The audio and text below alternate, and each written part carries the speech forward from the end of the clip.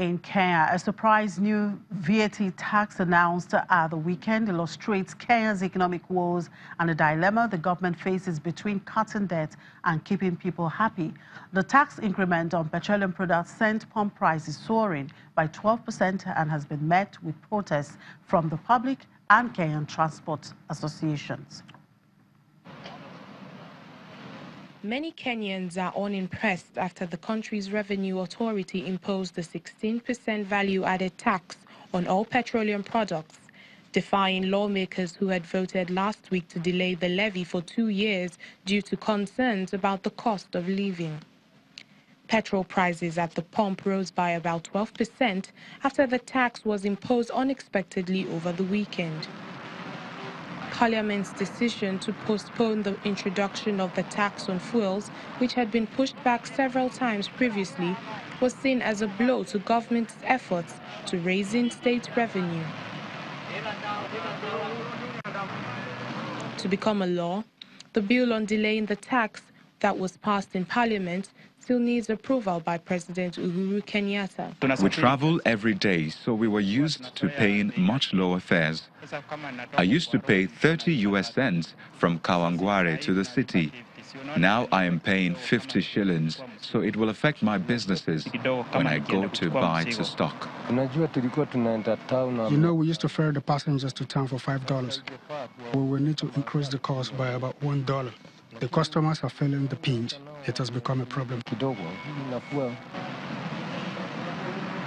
Kenya Revenue Authority said it had advised importers, depots, distributors and retailers, including roadside fuel stations, to charge, account and submit returns on a monthly basis.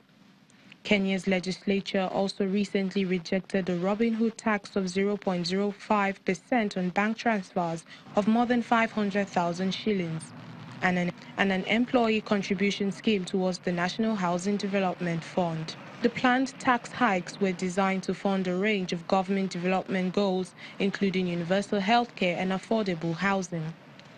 Economic analysts say the country's fiscal deficit was likely to be higher than projected after Parliament rejected most of the tax measures proposed by the government for the 2018 budget.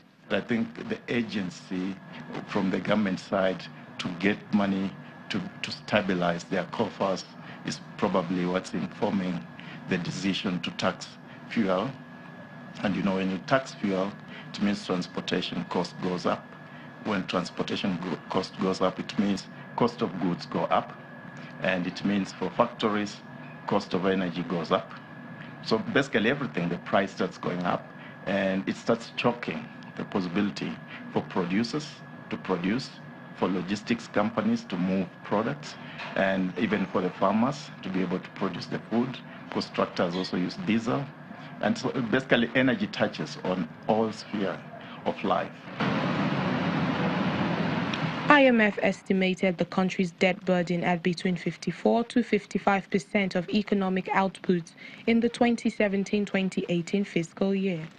Kenya's economy has grown on average by 5% annually over the last decade, but campaigners say the benefits have not been equally distributed and the gap between rich and poor is rising. Various charities, including Oxfam, have said the government should instead increase revenue by cracking down on graft and by taxing the richest more. Kenya's independent petroleum suppliers began an indefinite strike on Monday, demanding the government reverse the widely unpopular tax on all petroleum products.